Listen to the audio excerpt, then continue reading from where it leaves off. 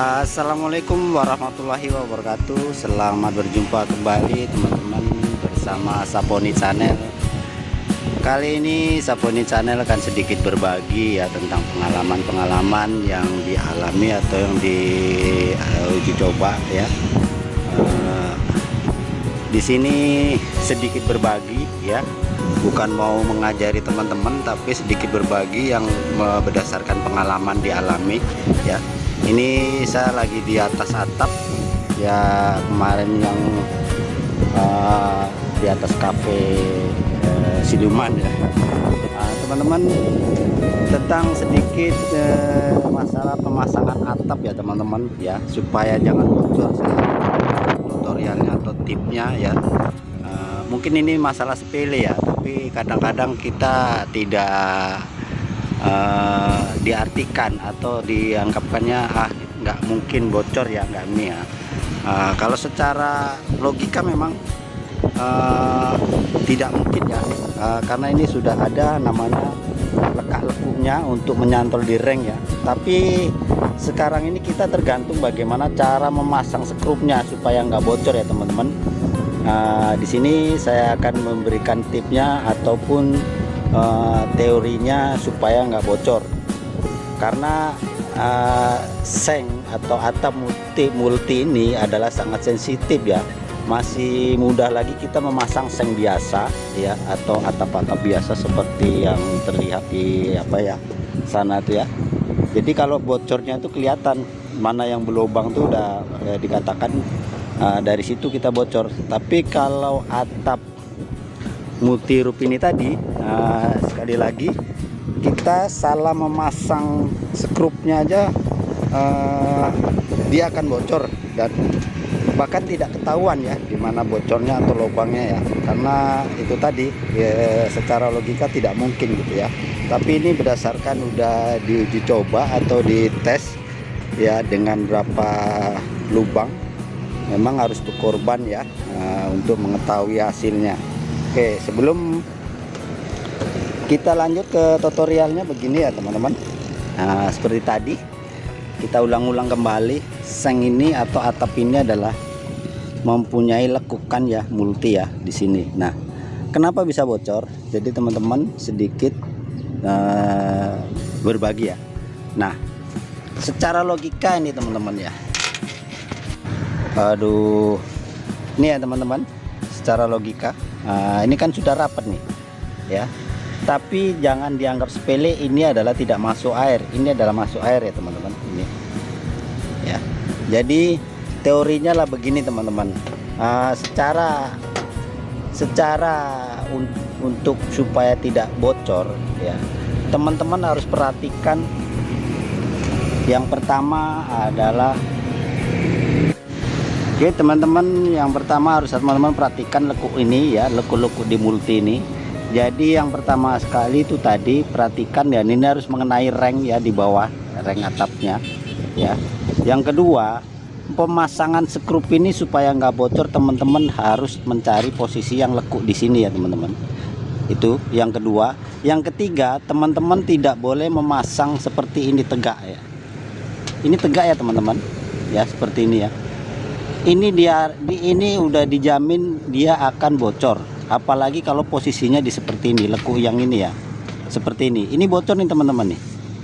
Padahal secara logika ini rapat nih teman-teman ya. Jadi teman-teman harus usahakan di sini dan memasang skrupnya adalah seperti ini, lurus ya ke atas nih, seperti ini ya teman-teman. Jelas ya teman-teman ya, seperti ini masang skrupnya, bukan seperti ini. Kalau seperti ini dijamin dia akan bocor teman-teman ya. Ini kan tegak nih teman-teman, karena air akan masuk kemari. Nah, kenapa dibilang seperti itu, kenapa air masuk kemari seperti dibilang tadi? Secara logika ini kan sudah rapat teman-teman ya. Nah, teman-teman harus perhatikan drat skrup ini ada tidak sampai ke atas ya teman-teman ya, tidak sampai ke atas, maka dia hanya dratnya sampai kemari. Maka di sini adalah peluang masuk airnya teman-teman ya. Jadi kalau dia memasangnya berdiri seperti ini, udah dipastikan dia akan bocor teman-teman ya. Maka disarankan trekking yang benar seperti ini ya. Jelas ya teman-teman. Nah, seperti ini. Nah, kenapa saya bilang seperti itu? Karena udah yang saya alami kemarin, saya dicoba sendiri, saya mengetes ya. Ini yang sedang saya lagi tengok hasilnya. Di antara semua ini tidak ada yang bocor karena pemasangannya adalah seperti tadi, seperti ini, dan tepat ya di sini ya, seperti saya bilang tadi ya. Di sini tapi lurus ya, begini ya, ke atas ya, bukan tegak ya. Nah, teman-teman bisa perhatikan ini yang untuk uji coba hanya berapa skrup ya, atau berapa atap ya, kurang lebih ada 4 lembar atap yang kayak untuk uji coba. Nah, hasilnya memang bocor nih. Ini udah saya kasih no drop ya teman-teman.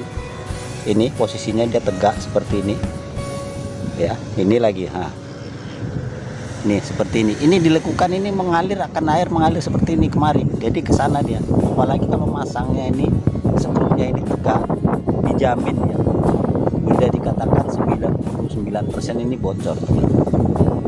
Ini sekali lagi perhatikan atap pusing ini sambungan itu. Nah, di sini seperti ini ya. Paham ya teman-teman?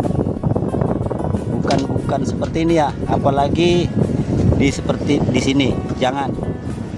Nah, di sini boleh juga, tapi harus tegak seperti ini, ngenain reng seperti ini teman-teman ya, boleh, tapi harus skrupnya gini, jangan seperti ini ya, jangan seperti ini. Paham ya teman-teman ya? Karena kadang-kadang kita mau cepat ya, jadi supaya lebih ngena katanya sup. Oke teman-teman, udah paham ya teman-teman ya tadi. Saya ulangi lagi. Jadi yang pertama, cari lekukan yang seperti ini ya, lekuannya rata-rata multi ini seperti ini ya, ada lekuannya seperti ini, tempat sambungannya ya. Yang kedua tadi, skrupnya tidak boleh tegak atau lurus ya. Teman-teman, biar lebih jelas ya teman-teman, tadi mungkin ketutup tangannya teman-teman. Jadi masang skrupnya adalah seperti ini ya teman-teman ya. Usahakan ini ke atas ya, yang seperti ini ya teman-teman. Nah, seperti ini ya, bukan seperti ini. Nah, ini salah teman-teman ya. Dijamin dia akan masuk air walaupun posisinya di lekuan seperti ini, karena turunnya air ya, turunnya air dari sini kemari, ini akan mengendap di sini karena tadi saya bilang drat skrup ini adalah tidak sampai ke atas ya. Drat skrup ini tidak sampai ke atas ya teman-teman, bisa teman-teman perhatikan. Maka di sini kalau sudah, makanya pun menyekrupnya jangan terlalu lewat, karena seng itu adalah tipis ya, atapnya itu adalah tipis. Jika udah lewat ke skrup ini udah pasti lapang ya.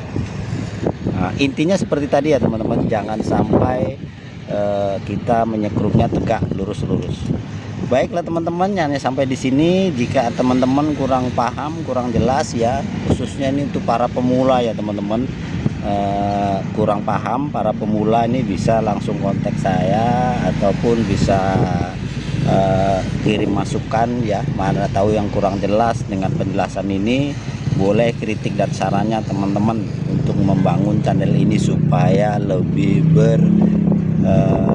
semangat membuat channelnya, membuat videonya, dan membuat tutorialnya, dan untuk lebih baik ke depannya ya teman-teman ya.